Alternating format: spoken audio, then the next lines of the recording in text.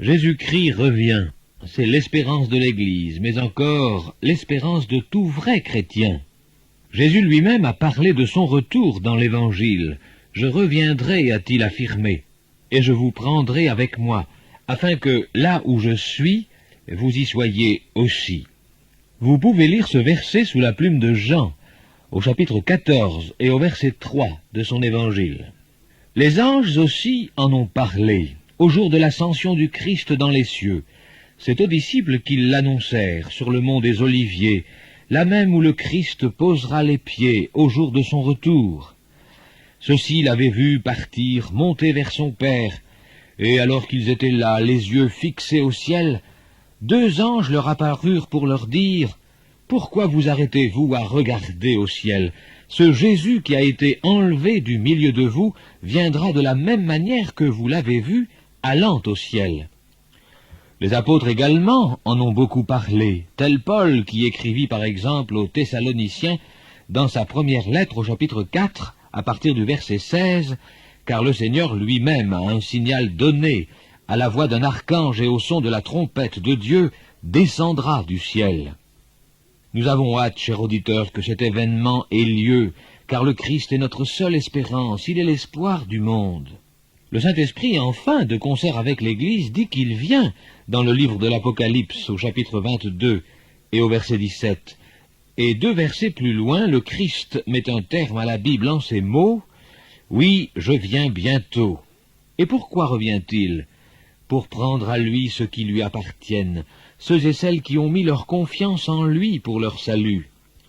Possédez-vous cette espérance, cher auditeur? C'est une espérance vivante, une espérance qui ne trompe pas, dit la Bible, car l'amour de Dieu est répandu dans nos cœurs par le Saint-Esprit qui nous a été donné.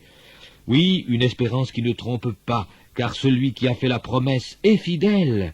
La voulez-vous? Placez donc votre confiance en Jésus-Christ, recevez sa parole en votre cœur et cette espérance vous habitera. Il vous faut savoir que ce sujet du retour du Christ tient une place importante dans les Écritures, et ce, dans l'Ancien Testament aussi. Tenez, par exemple, cette affirmation du prophète Zacharie au chapitre 14, qui dit que les pieds de l'Éternel se poseront en ce jour sur le mont des Oliviers qui est vis-à-vis de Jérusalem. Mais l'Éternel n'a pas de pieds.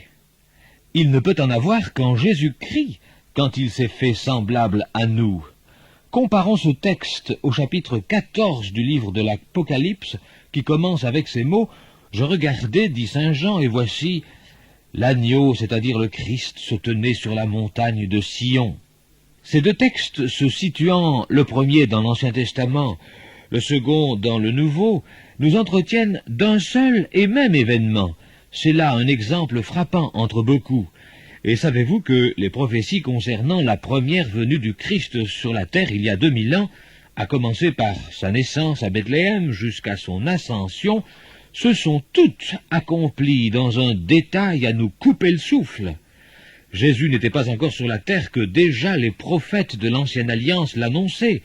Ésaïe précisait que c'est d'une vierge qu'il naîtrait, en ces termes « Voici la Vierge deviendra enceinte, elle enfantera un fils, et lui donnera le nom d'Emmanuel.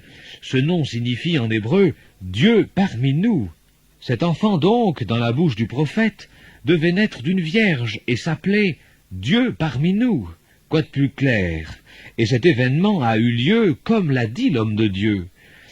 Michée, pour sa part, bien des années avant l'ère chrétienne, précisait la ville où devait naître le Christ. « Et toi, Bethléem Ephrata, petite entre les milliers de Juda, de toi sortira celui qui dominera sur Israël et dont l'origine remonte aux temps anciens, au jour de l'éternité. » Jérémie, lui, parle du massacre des enfants par Hérode au chapitre 31 de son livre. Zacharie, que nous citions tout à l'heure, va jusqu'à prédire que Jésus, au jour des rameaux, rentrerait à Jérusalem, je le cite, sur un âne, le petit d'une ânesse, au chapitre 9 de son livre. Il dit encore que le Christ serait vendu pour 30 pièces d'argent, et que ses disciples l'abandonneraient. Les psaumes ont annoncé la crucifixion et le martyre du Christ dans un détail impressionnant, tout y est, les pieds et les mains percés, le fiel et le vinaigre, la tunique tirés au sort, etc. Quant à Ésaïe, toujours avant la venue du Christ, il nous entretient longuement du sens de la croix, surtout au 53e chapitre de son livre. Jugez-en par les extraits suivants. Ce sont nos souffrances qu'il a portées, c'est de nos douleurs qu'il s'est chargé. Il était blessé pour nos péchés, brisé pour nos iniquités, et le châtiment qui nous donne la paix est tombé sur lui. Il a été opprimé et maltraité. Il n'a point ouvert la bouche, semblable à un agneau qu'on mène à la boucherie. Il n'a point ouvert la bouche. Et qui plus est, cher auditeur, sa résurrection et son ascension sont aussi dans l'Ancien Testament, au psaume 110 par exemple, où David dit ce qui suit: « Parole de l'Éternel à mon Seigneur, assieds-toi à ma droite. » Plusieurs siècles après cette parole, saint Marc écrivait à la fin de son évangile: « Le Seigneur, après leur avoir parlé, fut enlevé au ciel et il s'assit à la droite de Dieu. » Mais quelle exactitude dans les paroles de ces anciens prophètes! On a comme l'impression qu'ils ont été les témoins oculaires des événements saillants qui ont marqué la vie du Christ.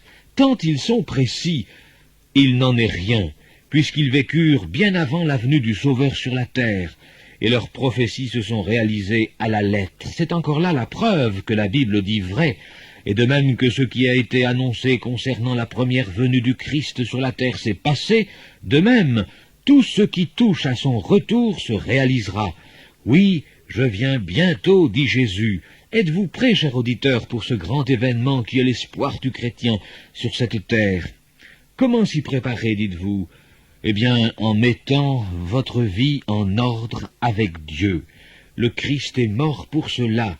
Croyez-vous qu'il a donné sa vie et son sang pour le pardon de vos péchés et pour que vous ayez une vie nouvelle en lui? Si oui, prenez donc sa main, maintenant, et espérez en lui. Vous n'en serez pas déçus. Au contraire, une espérance vivante éclairera votre existence présente et tout votre avenir. N'hésitez plus.